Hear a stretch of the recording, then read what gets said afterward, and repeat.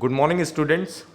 I have come back once again on our YouTube e-lecture series based on Bundelkhand University syllabus on the behalf of Pahalwan Guruddin Group of Institution. So guys, as I have been uploaded my first lecture on the history of English literature, and specifically I have been discussed about the age of Chaucer. So this lecture is the next series of that lecture, and it is very important for the BA final year student as well as the MA first year and MA final year student. So as I have got the feedback from my students, comments box के through हो या फिर Facebook के through हो, या उन्होंने मेरे को फ़ोन करके भी बोला, व्हाट्सएप पे भी बताया कि sir your last lecture was very calculative, it was very informative, but the problem is we all are from Hindi medium background students. तो आपका जो लेक्चर था वो पूरा इंग्लिश टू इंग्लिश था, और इसके साथ साथ कोई भी ऐसा पैम्पलेट या कोई भी ऐसा डॉक्यूमेंट नहीं था कि हम कुछ नोट कर पाएँ और अपने जो एग्ज़ाम है उसमें अगर ऐसा कोई भी क्वेश्चन आता है तो हम उसको लिख पाएँ. तो इसीलिए मैंने जो अपना ये वाला लेक्चर है इसके लिए अपना मॉड्यूल चेंज किया, और इसमें आपको कुछ फिगर्स के साथ, कुछ टेक्स्ट के साथ डिटेल्स दी है, इन्फॉर्मेशन दी है, ताकि आप लोग इसे नोट कर सको. और अगर आपके एग्ज़ाम में, इनफैक्ट अगर क्या आपके एग्ज़ाम में 100% ये क्वेश्चन है जो ज़रूर आएगा, बिकॉज पिछले 10-20 सालों से BA फाइनल ईयर के student plus MA first year और MA फाइनल ईयर के स्टूडेंट के एग्ज़ाम में ये क्वेश्चन आता रहा है. So without wasting any time I will be starting my lecture. So today's topic is what? Age of revival in England as well as Europe. So what are the chief aspects of the Renaissance?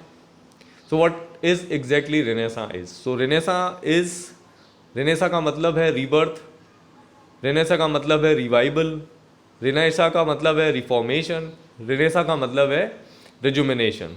So it means, सीधी सी बात है कि जब आप किसी भी चीज़ को दोबारा से रीडिस्कवर करो या उसको दोबारा से आप रीबर्थ करो, जिसको हम लोग पुनर्जागरण काल भी कहते हैं. So what are the chief aspects of the renaissance? So the chief aspects of the renaissance are the growth of learning, underline spirit of inquiry, underline discovery, underline nationalism, underline adventurism, underline humanism, underline invention of printing, underline spirit of education, underline. So if this question comes into your short answer, or I would say short question, then this particular definition you can write it down. And if it comes in a long questions, so the underline things which I have already discussed, जो underline मैंने चीज़ें बताई हैं वो आप उनको heading बना सकते. तो दूसरे शब्दों में, the renaissance was a period in European history marking the transition from the Middle Ages to the modernity and covering the 15th and 16th centuries. It occurred after the crisis of the late Middle Ages and was associated with the great social change. तो note करने वाली बात क्या है? Note करने वाली बात है कि रेनेसां का मतलब है growth of learning, a spirit of inquiry, discovery, nationalism, adventurism, humanism, invention of printing, spread of education, ETC.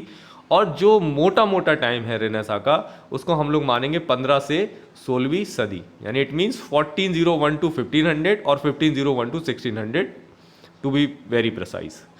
And as well as यहाँ पर बहुत सारे सोशल चेंजेस हुए, बहुत सारे रिफॉर्मेशन हुए, चाहे फिर हम लोग डिस्कवरी की बात करें, राष्ट्रीयता की बात करें, या हम लोग एडवेंचरिज्म की बात करें जिसको हम लोग तूफ़ानी कहते हैं ना, आज कुछ तूफ़ानी करते हैं, ह्यूमनिज्म की बात करें, as a human what are your responsibilities to be do, and चाहे हम इन्वेंशन की बात करें, चाहे वो प्रिंटिंग हो या फिर चाहे साइंस हो, चाहे आप एजुकेशन हो, तो ये सारी चीज़ें रेनेसां के टाइम पर हुई हैं.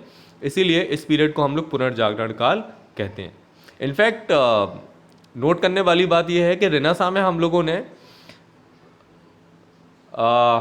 लिटरेचर, आर्ट और साइंस पे भी काम किया है. तो हमारी जो एंशियंट और आई वुड से जो क्लासिकल लर्निंग है उसको भी हमने रेनेसां में देखा है, उसमें भी हमने रेनेसां पे काम किया है. तो चाहे फिर वो आपकी आर्ट हो, चाहे आपकी लिटरेचर हो, और चाहे आपकी एंशियंट हिस्ट्री रही हो, उस पर भी हमने रेनेसां में काम किया है. उसके बाद हमारी जो नेक्स्ट हेडिंग बनती है, नेक्स्ट क्वेश्चन आता है जो कि बार बार आता भी रहा है कि who were the most popular figures in the Renaissance. या क्वेश्चन तो यही होता है लेकिन इसके शब्द चेंज कर दिए जाते कि who were the leading characters, who were the prominent writers, who were the prominent figure, who were the famous और I would say popular people at the time of renaissance. So किसी भी तरीके का question आए आपको answer यही देना है जिसकी हम लोग बात कर रहे हैं। So what are these figures?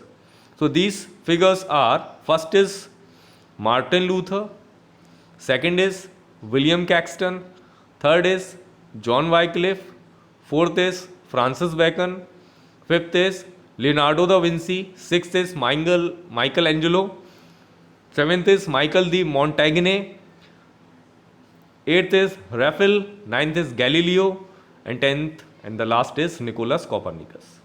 So all these people, or I would say all these figures are very important if we talk about the leading figures of the time of Renaissance. So these people, or I would say these figures have given ample of contribution towards Renaissance, whether if we talk about religious mode or educational mode or humanism mode or painting mode, drawing mode, sculpture mode, and so on. So all these figures are very important if we talk about Renaissance. So as of now, I am completing my lecture here only, and we'll be discussing all these people in a very short detail in my last lecture. तो अगर आपको मेरा ये video पसंद आया हो तो आप इसे लाइक कीजिए, शेयर कीजिए और सब्सक्राइब करना ना भूलिए। प्लस आप कमेंट्स बॉक्स में भी बताइए कि और आप किस चीज़ की इन्फॉर्मेशन चाहते हैं, तो उस पर भी मैं अलग से वीडियो अपलोड करूँगा। Thank you so much.